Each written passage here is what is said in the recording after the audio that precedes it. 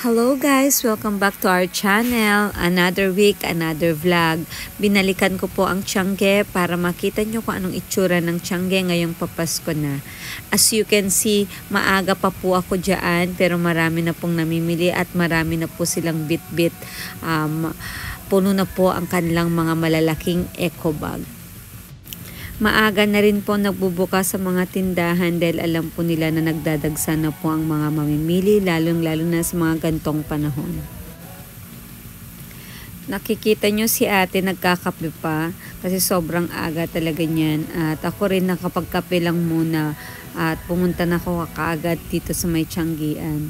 Sabi ko pagbalik ko na lang sa kanila ako mag-aalmusal kasi for sure siksikan na naman pag ako ay medyo malate ng dating dito sa Tiangge.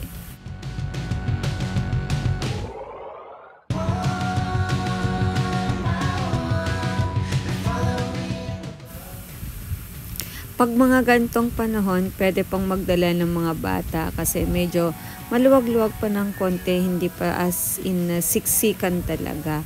Kaya pwede pang magdala ng mga bata pag mamimili dito sa Taytay Tiangge. May mga nakapost din pong mga schedule dito sa Tiangge at ito nga po ang isa sa kanilang mga schedule. Ilalagay ko po yan sa description box para po makita nyo po kaagad at meron din po silang schedule for night market. 9 AM din po ako nagpunta dito sa Tiangge like my previous vlog. Pero compare po sa aking previous vlog, wala pong masyadong tao. Last month. Ngayon, dumadagsa na po ang mga tao at marami na pong mga ambulant vendor na nagtitinda po ng mga palamig, buko juice at kung ano-ano pang mga street food. Napansin ko rin na marami na rin nakapark na mga sasakyan dyan sa parking area. Unlike last time or last month, wala pa talagang mga nakapark dyan. Maluwag na maluwag pa. Ayan sila ate, ang dami na nilang bit-bit. As in super early sila nagpunta. Pauwi na yata sila. Dahil dito as early as 7 AM, bukas na po ang mga shops. Kala ko maaga pa ako, yung pala pauwi na yung mga iba. Ayan, madami pong mga pambata. Nakita ko talaga ang gaganda ng mga pambata, mga Korean inspired na mga outfit. Yun nga lang, dito sa Pilipinas napakainit. Yung mga pambata is mga long sleeves pero dresses naman sila. Siguro pag aircon carry naman. As you can see, lahat na sila ay may mga nabili. Bit-bit na nila yung mga kanilang mga punong eco bag. Ayan o. Magdala po pala kayo ng eco bag pag nagpunta rito kasi marami talaga kayong mabibili. Pasok naman tayo sa isang Tianggian dahil medyo mainit na sa labas. Kaya dito muna tayo sa loob para makita nyo kung ano pa yung mga binebenta dito sa mga loob ng mga Tianggian. Konti pa lang yung tao sa labas pero pagpasok ko dito sa loob ng Tianggian, ayan, andito pala silang lahat. Medyo siksikan na. First week pa lang po yan ng December.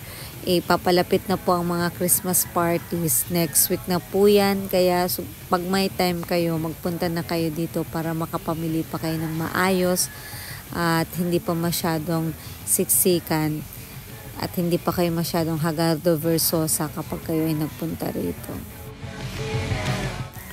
Lahat ng mga usong damit, mga pambata, pammatanda, panlalaki, pambabae, andito na po lahat. Mga underwears din andyan. Tumitingin ho nga pala ako ng bimpo dyan. Kaya nagawi ako sa mga underwears.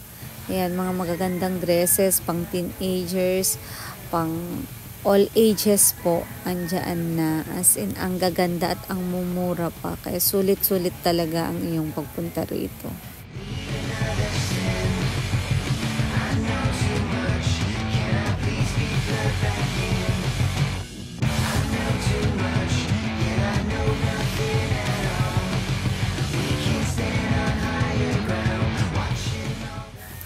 Tiyagaan lang po talaga pag nandito sa Tiangge, magdala kayo ng bottled water o kaya yung mga tumblers po ninyo para hindi kayo ma-dehydrate at kung may pamaypay or mga portable fans po kayo, dalhin nyo na rin para at least kahit papano maibsan yung init kasi hindi naman po aircon dito sa Tiangge.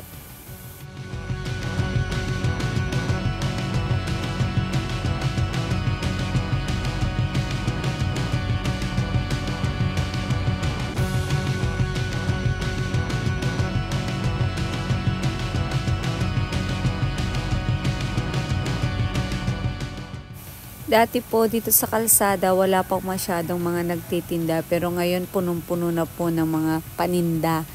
Murang-mura po yan. Ayan, nasa gitna na po yan ng kalsada. Pero dun naman po yan sa looban na part, hindi naman po dun sa may highway area.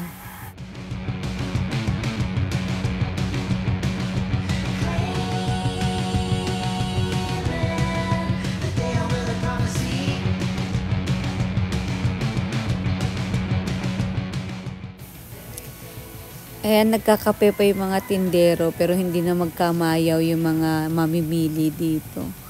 Kaya chill lang yung mga nagtitinda. Alam nila na marami silang kita ngayong araw.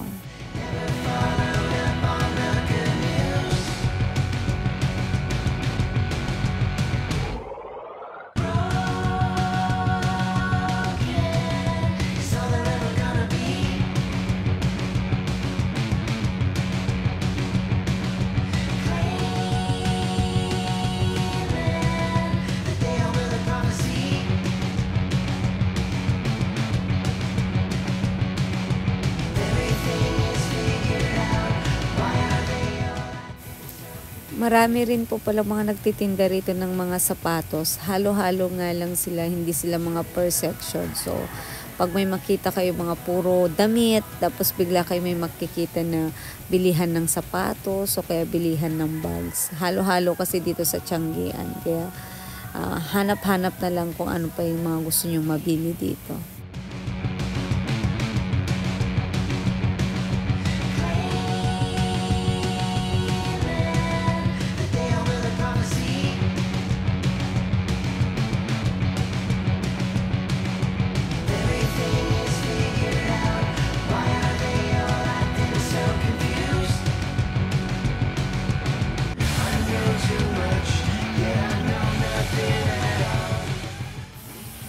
Kaya tingin-tingin na lang po kayo. Ito po yung mga nadaanan kong parte ng Tianggean.